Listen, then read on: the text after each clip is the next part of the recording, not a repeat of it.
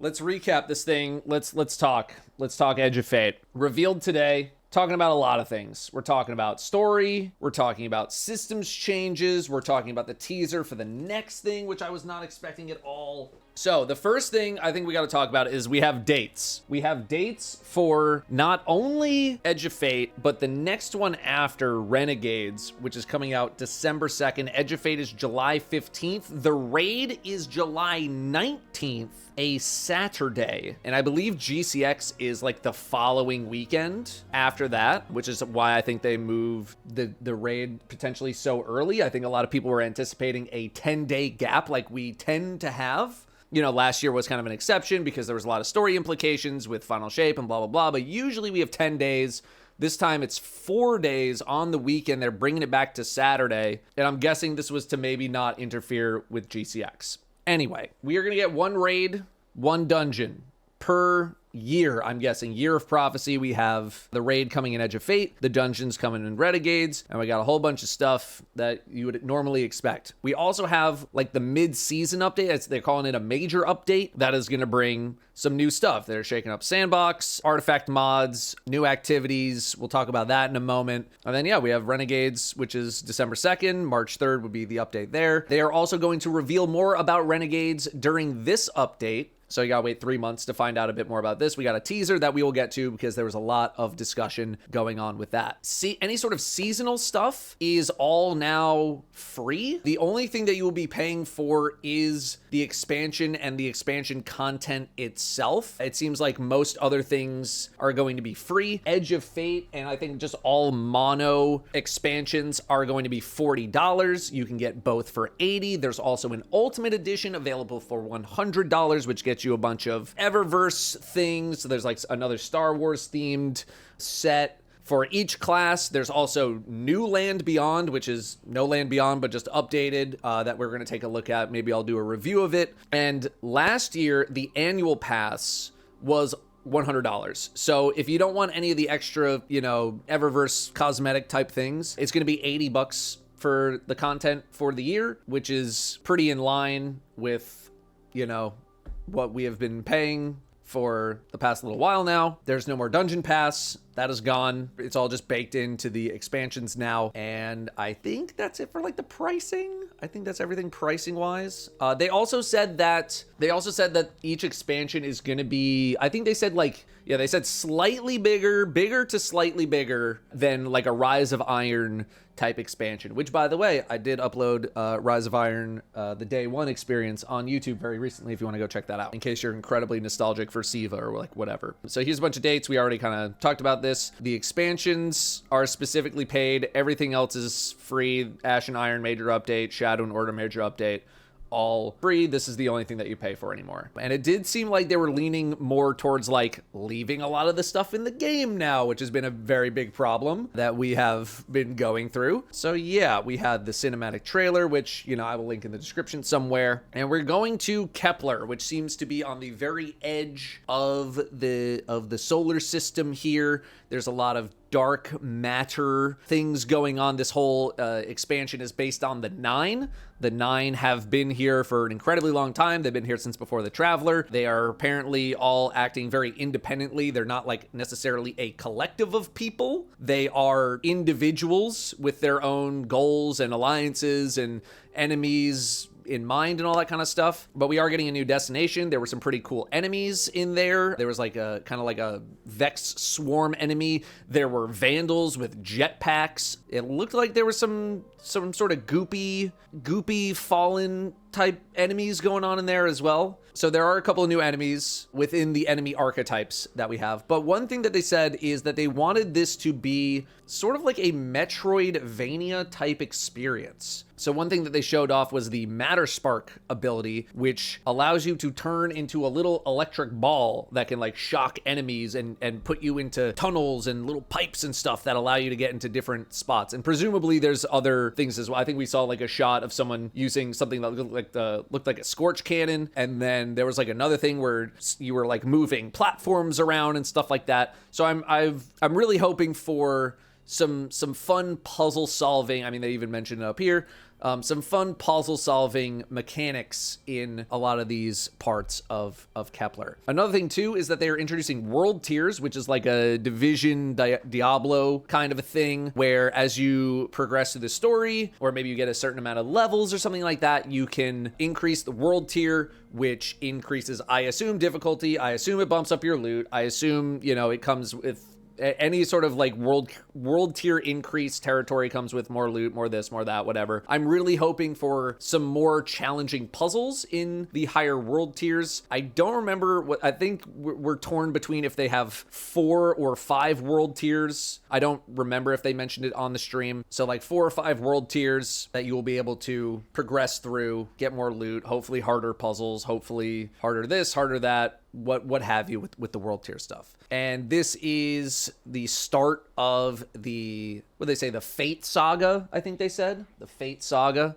Can you guys stop glorping? I'm trying to do some serious YouTube content here, and you guys are just glorping right now, okay? I need you to unglorp. I'm a serious content creator. I will be taken seriously, okay? And you guys are just glorping.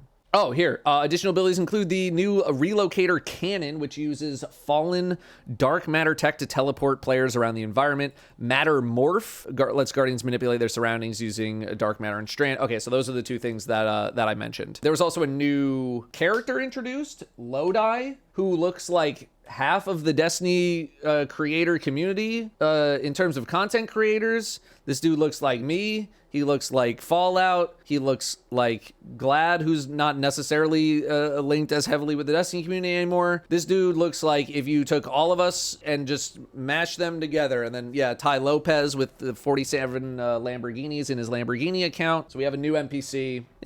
We heard his voice like a little bit, but not too much information on him otherwise, other than he is apparently very far from home. So not a lot of story information. Then we come to the portal, which I'm not sure how to feel about this just yet. So it's been 8 years since we have had some sort of significant updates like this, where Bungie wants to sort of simplify, maybe not simplify, but like streamline the getting into the game experience a bit more. We talked about this a little bit last year, but we have, I think, some like cleaner pictures now, where we're loading into this, like, you know, for lack of a better term, lack of a better game, Fortnite style opening screen here, where you have a bunch of menus and things that you can go to. I'm hoping that like this world tab still has like the general map that we know of, you know, in Destiny. They confirmed that it does. Okay, good. This screen to me kind of kills like some of the soul of the game. Like when World of Warcraft used to be about like, oh, you guys want to run a dungeon? I'll meet you at the dungeon, versus like, oh, you guys want to run a dungeon? Join up in the queue, right? That's the kind of vibe that I got from this, is that like some of the soul was kind of sucked out of it. But as long as the traditional map is still around and you still have all that kind of stuff, then okay. So you got your solo ops, your fire team ops, pinnacle ops, crucible ops. They said that you were going to be able to actually fully level through PvP for the first time. I know PvP does give you like some drops, and a lot of people do use PvP to level up, at least in the past, in like you know, new expansion launches, but you are going to be able to fully level in PvP if you want to. Otherwise, solo ops is just like designed for some quick 5, 10, maybe 15-minute activities where you just want to pop on, you want to run a couple things, and then you want to get out. Fire team ops is kind of like your traditional, you know, Vanguard strike playlist, but I'm sure with some other activities thrown in. Pinnacle ops probably steps it up another notch from there. And then you got your crucible ops here. And then if you want to just hop right into the expansion, you go over here. So they're trying to seemingly streamline and change up a little bit how people are going to be interacting with the game, as opposed to dropping into the world, seeding 14 different destinations and being like, what the hell do I do? I want to see how this plays first. I'm not like the biggest fan, but I'm not the biggest fan of this, but I do think it might be easier for certain people to consume Destiny content in this way versus like popping over to the world section, just being presented with an amalgamation of things that you're just like, I don't know what is going on. So here's your solo ops: normal, advanced, expert, master. So you can pick your kind of difficulties. That's another thing we're going to start talking about here in a moment. The salt mines. Is this a lost sector? I think these are lost sectors. But yeah, this is designed for the solo gamers out there. Pick your difficulty, whatever you want to do. you hop in for a few minutes, and you move on. This feels like something that's going to be kind of tough to judge until we get a bit more time in it. You know what I mean? It feels hard to judge without navigating and feeling what it's like day to day. What do we got? We got armor 3.0. We got weapon tiers. So armor, I think they said, is just going to start at 10 energy. You don't need to upgrade it. We got set bonuses. We have stats getting reworked, like resilience doesn't exist. You have health, melee, grenade, super class, and weapons are your stats. I think they hovered over it in the reveal. Let me see if I can grab that real quick. Who got that one screenshot? Yeah, this is great. Weapons. Increases weapon reload speed and handling and damage versus minor and major combatants. You have health. Amount of health you gain each time you pick up an orb of power reduces flinching from incoming fire while aiming a weapon. So this seems like sort of the resilience replacement. Class reduces class ability cooldown, increases the amount of class ability energy provided by all sources. Grenade looks like the same thing. Super might actually go back to being some level of important. Intellect will maybe be important again. Increase the amount of super energy from all sources. Maybe it's important, maybe it's not, and then melee is kind of the same thing.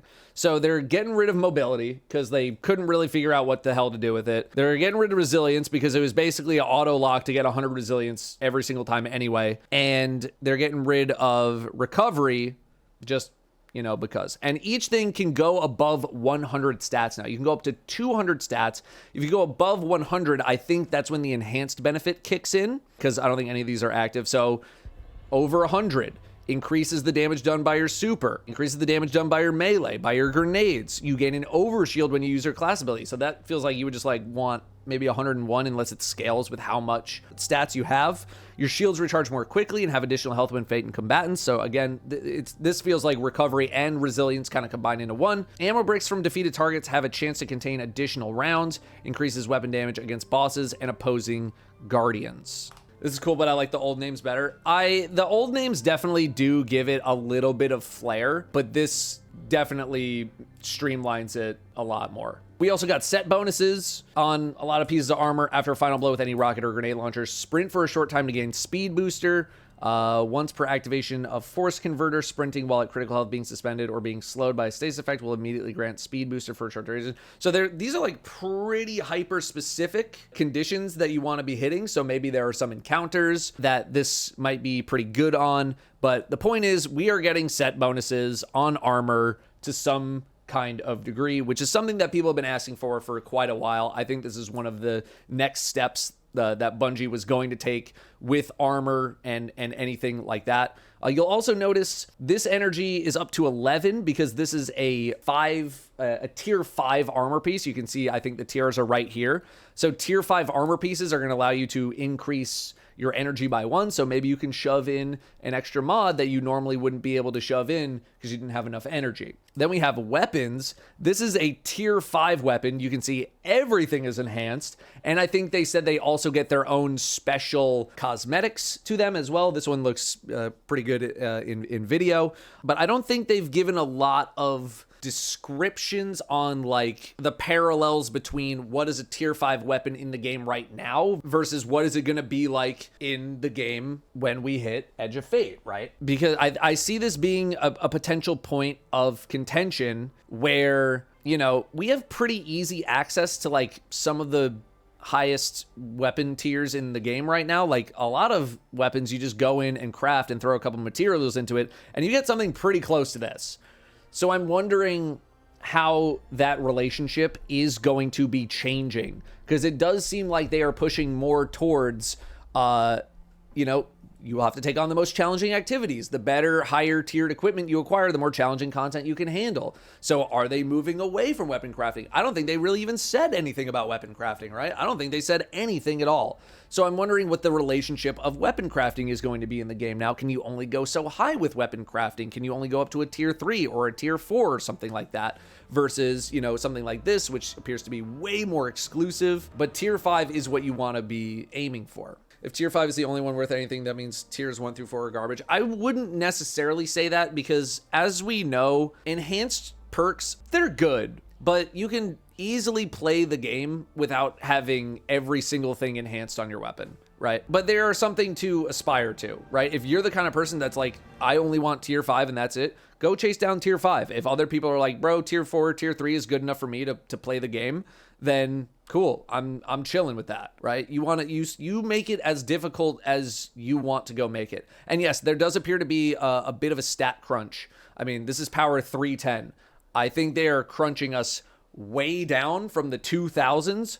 I am more than okay with that. I think, you know, it's very weird to come into a game where like the base power level is like 1900. It's just kind of weird. So they are just adjusting the numbers to be way more manageable. That's fine. That is totally fine. It's all just numbers adjustments to make things probably a little more readable. I am totally okay with this. It's a new era. That's fine. That's totally fine. They added a shooting range. They finally added a shooting range. You're going to be able to spawn in, it seems like whatever enemy you want. There's a rally flag here. There's a DPS and total damage meter here. This is awesome. Because if you guys remember, when I did that video with my friend Spencer, who was like, you know, I wish there was a place for me to just kind of mess around and play with some weapons and see what all my abilities do and all this kind of stuff. I'm like, yeah, well, we used to have that. And now they have fully built out an actual shooting range where people can go just test their stuff. I think you can make the enemies idle. I think you can make them attack you. Like, thank you. This looks a trillion times better than the one from the Tribute Hall. Like, way better. There's buttons to hit over here. Like, there's a buttons here and some buttons here. Like, this is so... Part of the reason I don't like to do, like, damage testing or anything like that in the game is because it's so annoying. And no target is ever good enough, right? It's like, you use this target. Oh, why are you using that one? You should use this one. Oh, why are you using this target? The headshot multiplier. Blah, blah, blah, blah. Oh, you should... Like, this will hopefully become the new standard for people to do any kind of damage testing, any kind of messing around that they want to do. You can just come here and just do it. So we went over a lot of the, I guess, some, not a lot of, but like some of the story stuff here. But a lot of this will kind of be, you know, edited with what I was talking about. You know, they gave a lot of like inspiration for a lot of the story stuff. Talked about the 9 a little bit. There's the opening cinematic where the emissary erupts from the body. She kind of like wakes up and is like, yeah, I'm not doing this anymore, or like whatever. And then they talked a little bit about Kepler. There was some other gameplay. Oh, here is the dude with the fallen cannon here. Yeah, this thing. And it goes ping, ping, ping, ping, ping. So it's like a thing that looks like it activates some kind of a other thing or whatever. We got some stuff about the art direction and talking about dark matter and all that kind of stuff. Who's going to be here? You got the Vex, you got the Fallen. There's the dudes with the jetpacks. A little bit of gameplay. Oh, yeah, I know. So we were talking about customizable difficulty. They want people to be able to scale. There's a Lodi, by the way. Where was that screen? Here it was. Customize mode. Customize your activity by changing the difficulty or selecting modifiers. So we come to this very nice screen. You can do match made, customize, tons of difficulty, normal, advanced, expert, master, grandmaster, ultimate. They didn't hover over ultimate, so we don't know what that is. But right now, I am just assuming it's the next click above grandmaster. I would be surprised if ultimate had like differences in mechanics, because again, that is just something that Bungie hasn't really done. Your expected grade. So it looks like you want to get more score. Okay, expected grade A, C, and then you have different modifiers in here that you can adjust. Yeah, some negative modifiers here. Difficulty impossible. Yeah, grandmaster. So it looks like as you increase the difficulty, you can drop in even more modifiers, right? Normal, you only have like this, but then you hover down, you keep going, another one opens up, expert, another one comes in, master, more stuff comes in.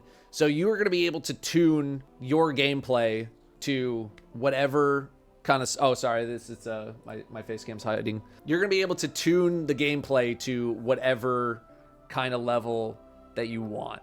I hate the score stuff. I like the score stuff, but I do think that there are some caveats in that, you know, it needs to be done in a way that is not like emote finishing every single like orange bar enemy and higher. Like, it cannot be done like that. And I will absolutely critique this score system as soon as we get to play it, because it needs to feel skillful. It needs to feel fun to interact with. And if we have to do some emote finisher garbage, I'm not going to be happy about that. I am really not going to be happy about it. So that is something I'm very intrigued with. I'm very intrigued with the idea of like, look, if I want to crank up my difficulty, I'm gonna crank it. You know, Bungie's kind of been messing around with difficulty is handled in the game. There's been a lot of level caps where it's just like you cannot be any higher than this in a certain activity. They've been kind of rolling out that a lot more recently where it doesn't really matter what your power level is. So maybe are we back to a world where your power level does actually matter again?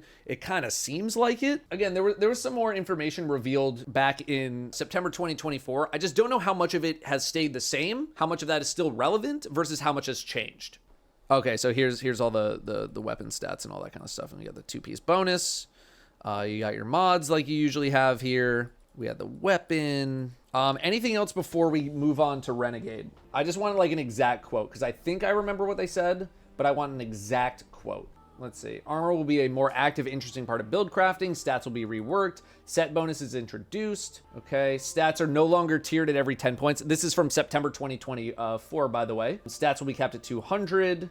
Legendary armor will have a stat archetype, which determines the primary and secondary stat types. Did we see that here? Do we see that here? Maybe that's what like the health and classes with like the slightly boosted stats, right? Because there's like, you're getting plus, it says +5. Maybe that. 2 of them are also bolded. Oh, melee and super. Yeah, it could be that. Could be that as well. What happens to my old armor? September 2024. Old legendary armor will be changed as little as possible, but because the change to stat mechanics and types are global changes, old armor pieces will have their stat types, but not their values changed around. When possible, these changes will be to the most similar stat, but with some stats being fundamentally reworked, this won't always be possible. So they are converting your armor. However, I am assuming this to be a soft sunsetting of armor. I think this is a soft sunset where, yes, if you want to use your old armor, you can use your old armor, but they're not going to be statted properly, potentially, right? And the new armor that comes out is going to have set bonuses, and it's going to have more updated stat allocations and all that kind of stuff. So if you really want to use the old armor. Yeah, it was like armor 1.0 to 2.0. It's like you could use armor 1.0. It's not really a good idea, but if you're like that kind of person where you're like, I don't want to grind for new armor sets, you can just stick with your old stuff and never care about armor. But I think the moment people actually start getting new armor pieces, you are going to want to replace it. But if you really cannot be bothered, first of all, have some goddamn joy in your life. But second of all, you can just keep your old stuff. What about weapons? Anything sunsetting? I don't think they've mentioned anything about any sort of weapons getting sunset. And I see some people talking about exotics, so I will give you this. Updating the exotic armor pursuit is on our roadmap, but won't be a part of the initial update that is focusing on legendary armor to make sure exotics and their build defining perks remain a compelling option. We're working out a design that will allow players to update their exotic armor to bring their stat bonuses in line with changes to the legendary armor, with the class items, exotic class items being a special case scenario, providing a method for players to update their existing exotic class items with additional stats of their choosing to bring them in line with the stat distribution of the new legendary class items. So I guess legendary class items are getting stats again. So you're going to be able to adjust your exotics until further notice. It's again, this is September 2024. They could have said something else. They could say something else when we get some more updated articles. I don't know. I'm just giving you what they said in September. That's what they said in September. What else are we talking about before we move on to Renegades? Because that was also a pretty big point of contention. Going back to the Plague Lands in the mid-season update. Yes. Yeah, they're bringing back the Plague Lands. I don't know if there's going to be any Siva related things. I'm would be surprised because again, it seems like they really locked down the whole Siva thing back with Rise of Iron, but it's gotten people thinking that like maybe they reprise Wrath of the Machine or something like that. I am not going to say that they're doing that at all. They have not given any sort of precedent that they're going to do that, but Plague Lands will be returning in the mid-season update. So that's September of this year. Anything about artifacts still DLC in mid-season? Yes. They're the major update, the mid-season update, new gear and artifact mods. So yeah, I assume this will have like maybe another row of like artifact perks, kind of like what we've been getting, right? This is a new weapon type. It's like a combat vehicle. It's like a Sparrow combat vehicle that they said that you could do build crafting stuff with. Guess we'll find out about that. Oh, Parakeet yeah. Sparrows. So, I mean, they did it with the said, surfboard. There's more events that we're making. There's one that's going to happen right Hoverboard, after whatever. the launch of Edge of Fate. It's called Arms Week, and it's a 1 week long event. 1 week long event. Really focusing on one weapon archetype. One weapon Arms Week, archetype. whenever it comes around.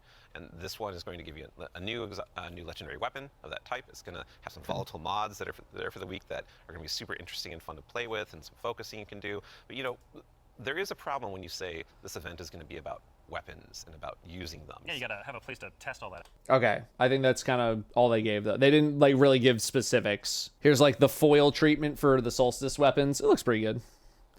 Looks like the beach. Okay, so I'm just gonna let this video play to give it like the exact context that we need to have a discussion about it. So we're going to have a dedicated reveal for Renegades in September alongside our major update, Ash and Iron.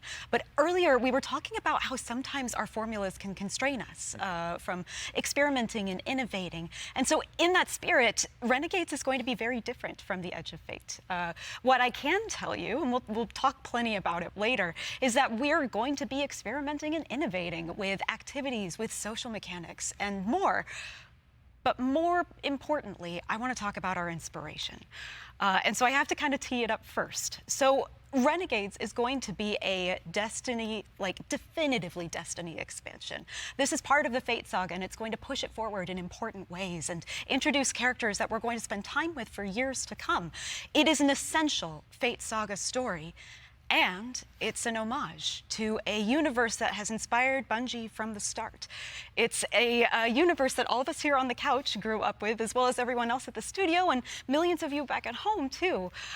It is a peanut butter and combination, a peanut butter and chocolate combination inside of what we're making that could only be possible in the kind of world that we build here. And so I am absolutely thrilled to be able to give our first sneak peek at Destiny 2 Renegades. Let's take a look.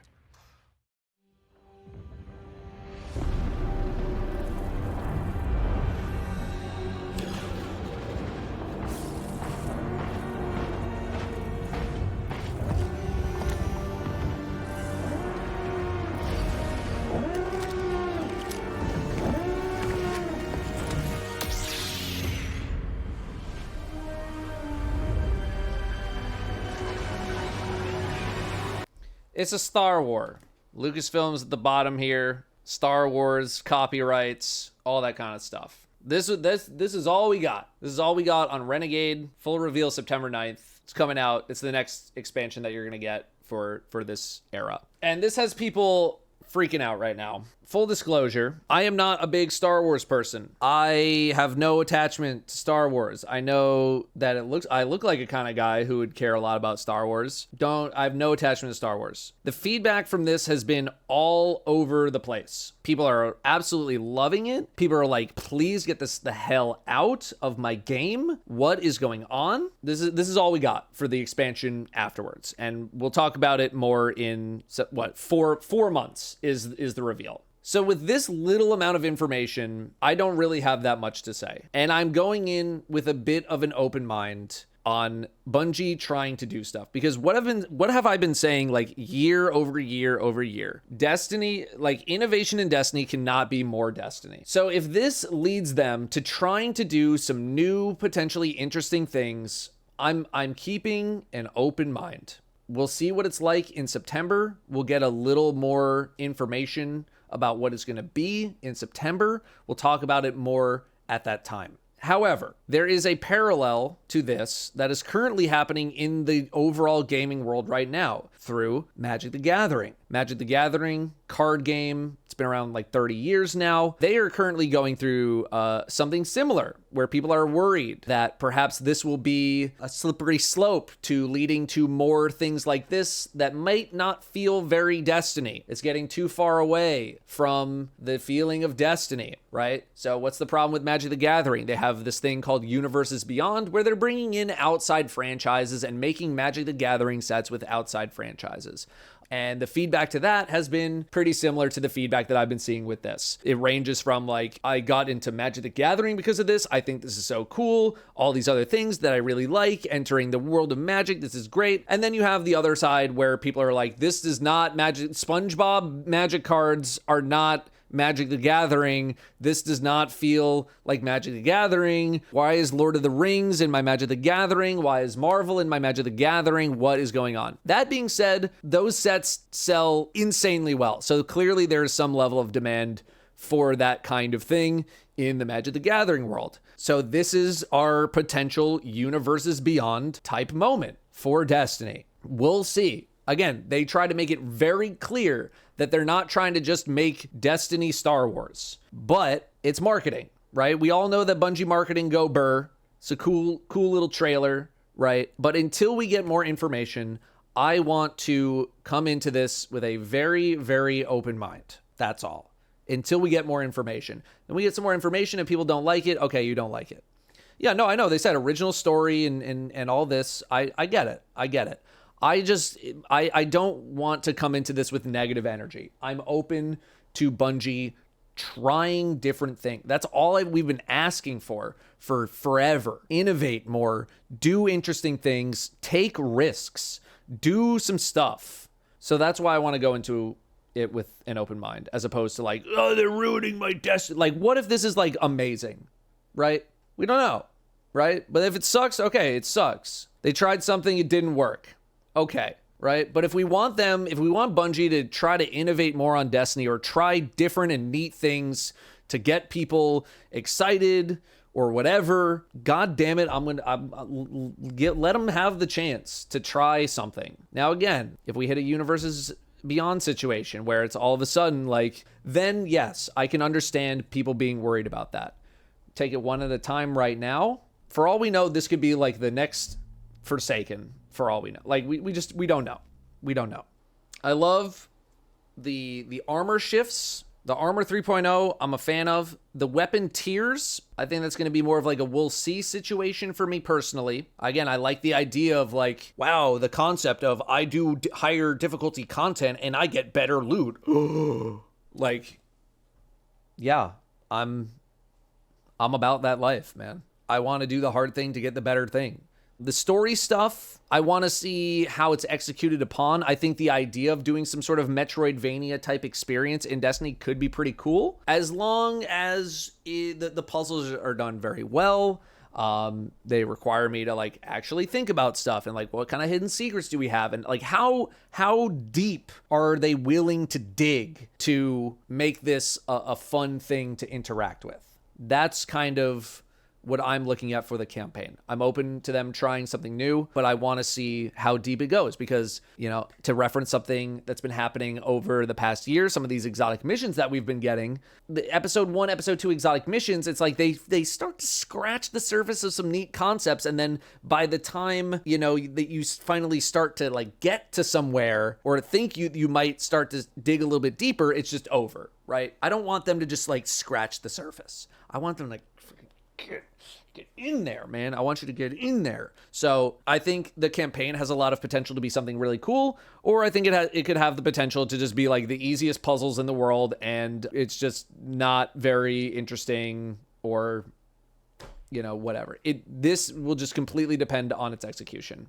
That's it. The storytelling stuff, I mean, we're basically starting from scratch. I'm interested in the 9. The 9 have been very underexplored in game, so I'm very interested to see where we're going with this. This is the start of something new. I'm excited to see where it goes. Again, Kepler kind of goes into the same stuff that I was talking about with like the story stuff. You know, I hope it's all good. The day-to-day, I don't know if I'm sold yet on the day-to-day portal setup here. I'm not sure yet. This is something that I'm going to need to play with a fair amount and see what it's going to be like day-to-day. I'm not sold on it yet. I like this to me takes some of the soul out of the director menu and seeing all the different destinations and all the different planets and the this and the that. So for me personally, I'm 50-50. Yeah, I'm guessing there's a lot of solo people out there who are like, yo, solo freaking content, man. Like, you know, I understand there's a lot of solo gamers out there. Something like this could be potentially very, very, very appealing. The selectable difficulty, I'm a big fan. The strike scoring stuff, I like that kind of stuff, man. I like trying to figure out not only how to like beat a thing, but how to beat it as well as I possibly can. High scoring, you know, maximizing my score, highest tier rewards. I like that kind of stuff. I like to think about, you know, how to execute upon an activity, not only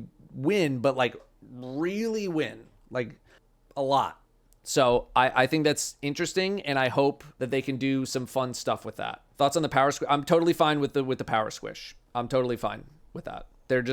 They're crunching some numbers down. It doesn't really matter that much. And Renegades we talked about. We'll get some more information on that. You got all your pre-order stuff. Ultimate Edition's $100. They got the Collector's Edition as well. They got the New Land Beyond Sniper, which I might do a review of. It's a pretty self-explanatory gun where every precision hit you get increases the damage of the weapon until you die. Or I guess like, I don't know, Fast Traveler, probably something like that. And then Right of the Nine, we'll probably have our own batch of content. I'm going to upload, if I haven't already, upload our clear of the ultimate mode of Spire of the Watcher, and we'll have some other Right of the Nine content coming out. I think that's it for my reactions and all the information revealed for the Edge of Fate. I think this is as close to a full reset as you are going to get. I think if you were looking for some kind of like gear wipe type thing, this is your gear wipe moment. You know, if these expansions are current gen only, I don't actually know. Did they answer that? I'm guessing it like old is still there because I think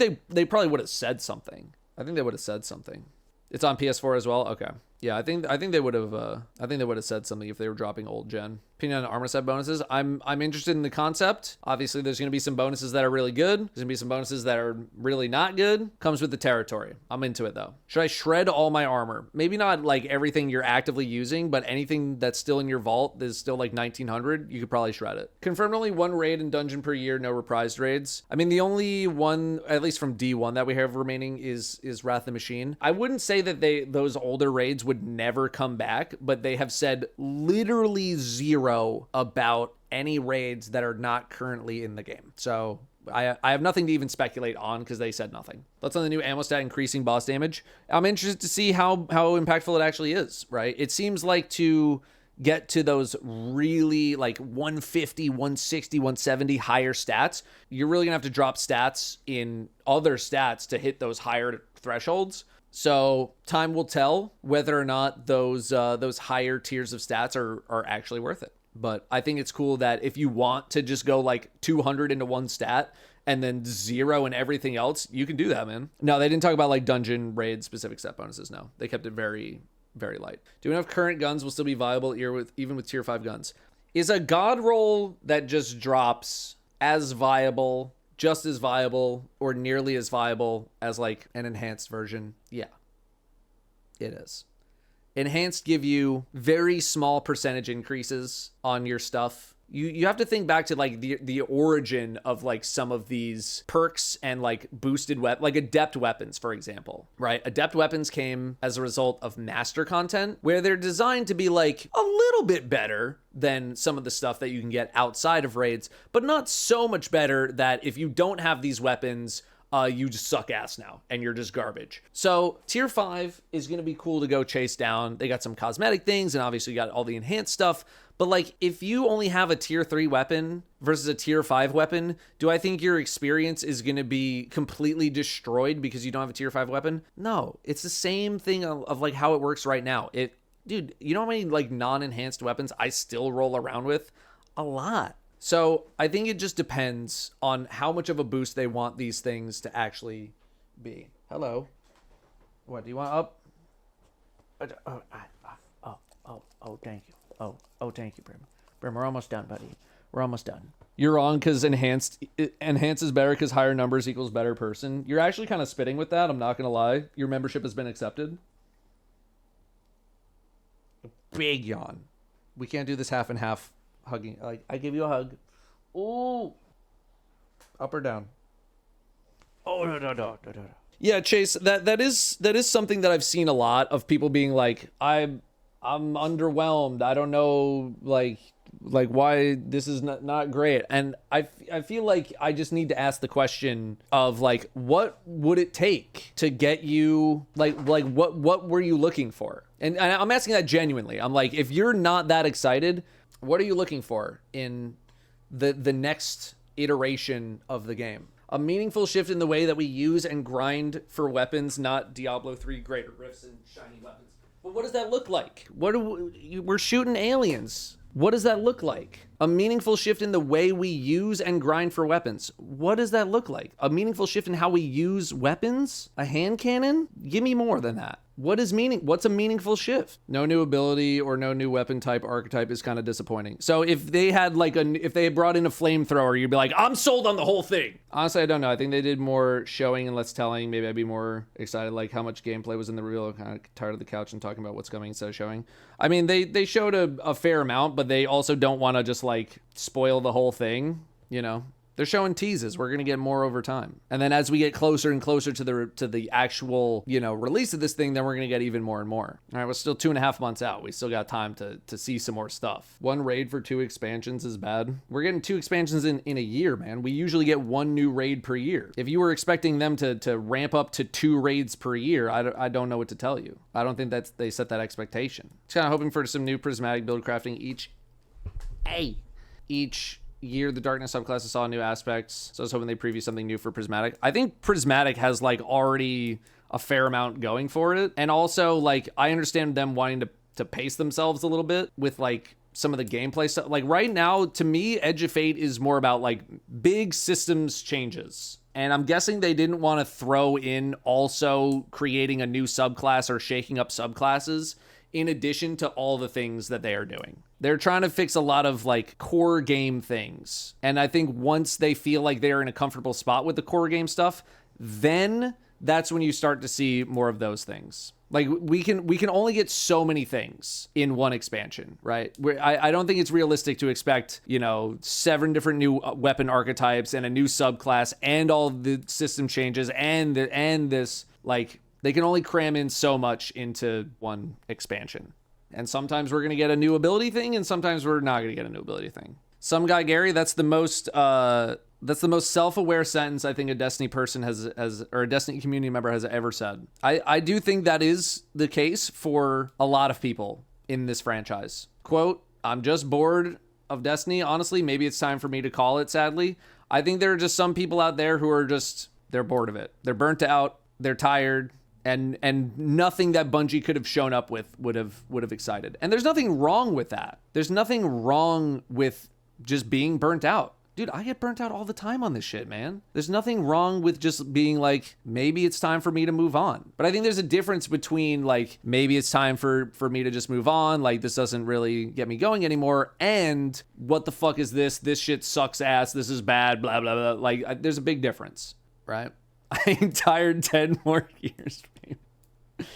Oh, man. Yeah. So I do think that is absolutely part of it as well. Is people are like wanting for more, but they don't know what they want. It's like you're like the worst client of all time. I'll know it when I see it. You know, for some people, it's just like, okay, this is a move on moment for me. I try not to like go into things with like a negative attitude anymore. It's too exhausting for me. Like this stuff, I'm going in with an open attitude and an open mind to be like, yeah, I'm gonna give it a shot. I think it looks neat. Renegade stuff. Okay, what are you trying to cook? You know, I just don't want to come in with like the this sucks, that sucks energy anymore. But at the same time, I don't want to be like toxic positivity guy either. Like, what do you mean? All of this is amazing. Like, I got my own worries, man. I got my own worries about everything, man. All these system changes could be like super great for like the accessibility of the game, and it's like good for a majority of players out there who've been looking for like some more simplistic ways to interact with the game, or it could be like horrible, and like all these changes that Bungie have been working on for like the past year and a half are like, yeah, we need to scrap all of this. You don't know. Someone start playing with LF whose friends stop playing. It's a major core work I know we've been looking for. It's looking like D 2.5 step in the right direction, fixing a lot of systems, making certain is still losing paid major content, a la Red War, Osiris, blah blah blah. Seasonal is fine, core game now. Yeah, I don't think they are in any sort of a position to be like removing full expansions. I think part of why they shifted to full expansions was so that they wouldn't have to do that anymore. And it does seem like they are trying to move towards a state where like things stay in the game. Like you can't, I don't know, like if you want people to join up in this new era of the game and this new story, you cannot after 1 year remove the Edge of Fate from the game. You just can't. You literally cannot. If you want this to be a new launching point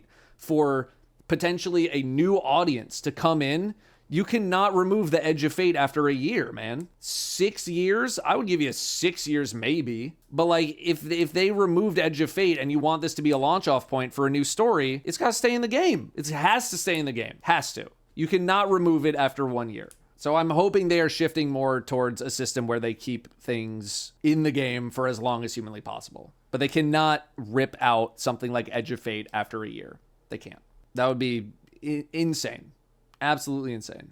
Also know that I got questions about this strategy for getting players because I don't see advertising anywhere. If I wasn't a Datto or Ascross watcher, I wouldn't have seen the expansions. I mean, it's very possible that they're like trying to unbreak the game first. They're trying to like do all their big, core systems changes. Sorry, that's like a weird screenshot to be on, and get them to a state where like we feel good about how the core of the game is, and then once they feel settled, then they do a bigger advertising push to be like, hey, new players, we the game, come on in. I can see them doing something like that. Why does the game have to begin with? Well, I mean, it's intimidating to come into a franchise that is 10 years old right now, right? People want a new launching off point. They want like a fresh start. They want to feel like they can be caught up with everybody else. Right? You don't want to hop in to like World of Warcraft, a year and a half into an expansion cycle. You're like, bro, I'm going to wait. I'm going to wait until they drop a new expansion and I can kind of catch back up with everybody. It's like, bro, everyone started running the marathon. They're on mile 20. I just started, man. I'm going to wait for the next marathon to show up and then I'll start running with everybody else, right? So I get it. Maybe Star Wars will be the saving grace, get more sci-fi people in. Just depends. Because again, it's not like they're trying to make Destiny Star Wars. They're trying to make something maybe inspired by it, have some flavor, but they've pushed it very hard. This is still going to be a Destiny type experience. So, all right, I think we'll wrap it up there. I don't know. If you were watching on YouTube, thanks for watching. I'll see you next time. Okay, thank you. Bye.